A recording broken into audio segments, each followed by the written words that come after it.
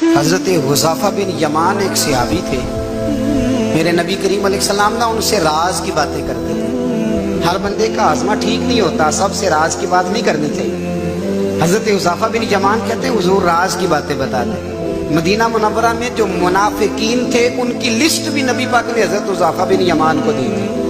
جب کوئی مشکوک آدمی مر جاتا نا تو صحابہ کہتے ہیں ہم دیکھتے اگر حضرت حذیفہ نے جنازہ پڑھا ہے تو ہم بھی جنازہ پڑھ لیتے۔ نبی پاک نے بھی کچھ جنازے نہیں پڑھے، ترمذی میں ہے، فرمایا عثمان سے جو بغض رکھے اس کا جنازہ نہیں پڑھیں گے۔ حضرت حذیفہ بن یمان اگر جنازہ پڑھتے تو لوگ پڑھتے، وہ نہ پڑھتے تو لوگ جنازہ نہ پڑھتے۔ حضرت حذیفہ بن یمان کہتے ہیں جناب عمر فاروق کی خلافت کے آخری ایام تھے، کچھ دنوں کے بعد وہ شہید ہو گئے۔ فرماتے ہیں آدھی رات کا وقت تھا، میں گھر میں سویا تھا بڑا بے فکر، اچانک میرے دروازے پہ دستک ہوئی، میں گھبرا کے اٹھا، اتنی رات کو کون آیا؟ کہتے قربان جاؤں، دروازے پہ گیا تو امیر المومنین فاروق اعظم دروازے پہ۔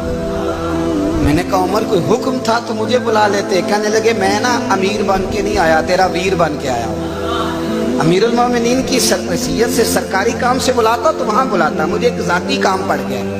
کہتے میں نے عمر کو گھر کی اندر بلا کے چارپائی پہ بٹھایا، میں نے کہا حضور میں غریب آدمی، میں کیا آپ کے کام آ سکتا ہوں؟ تو کہتے ہیں انہوں نے نا مجھے ساتھ بٹھا لیا، پھر میرا ہاتھ پکڑ لیا، کہنے لگے تو عمر کو جانتا ہے؟ عمر جھوٹ نہیں بولتا، تو جانتا ہے عمر وعدوں کا پکا ہے؟ کہا حضور جانتا ہوں۔ کہا میں اس وقت آیا ہوں جب دیکھ بھی کوئی نہیں رہا۔ حضرت حذیفہ بن یمان کہتے ہیں پریشان ہو گیا، حضور پہلیاں نہ بجھوائے، مہربانی کر بتائیں کدھر آئے ہیں؟ حضرت عمر فاروق فرمانے لگے 62 سال کا ہو گیا ہوں، 63 میں چل رہا ہے، داڑھی سفید ہو گئی ہے، پھل پک گیا، اٹھ فریدہ ستیا، داڑھی آ گئی دور، اگا نیڑے آ گئی، پیچھا رہ گئی دور، اب نا اب قبر اشر کا معاملہ صاف نظر آنے لگا ہے۔ کہا حضور مجھ سے کیا چاہتے ہیں؟ حضرت عمر رو پڑے، کہنے لگے آج میں عشاء کے بعد نکلا ہوں تو نبی پاک کے صحابہ مجھے نیک کہہ رہے تھے، پھر میں نے بچوں کی ماں سے اور بچوں سے بھی پوچھا ہے، وہ بھی مجھ سے راضی ہیں، پر حذیفہ تیرے ساتھ نبی پاک راز کی باتیں کرتے تھے، سچ بتا کہیں عمر کا نام منافقوں میں شامل تو نہیں؟ سچ بتا ان منافقین میں تو شامل نہیں، کہیں اوپر سے تو نہیں سارا کچھ؟ حضرت حذیفہ بن یمان کہتے ہیں میں باپ کے مرنے پہ اتنا نہیں رویا جتنا عمر کے سوال میں رویا۔ میں قدموں میں بیٹھ گیا، میں نے کہا نہیں عمر یہ تو میں نے نہیں سنا، لیکن یہ میں نے نبی پاک سے ضرور سنا ہے کہ میرے بعد اگر کوئی نبی ہوتا تو عمر ابن خطاب ہوتا۔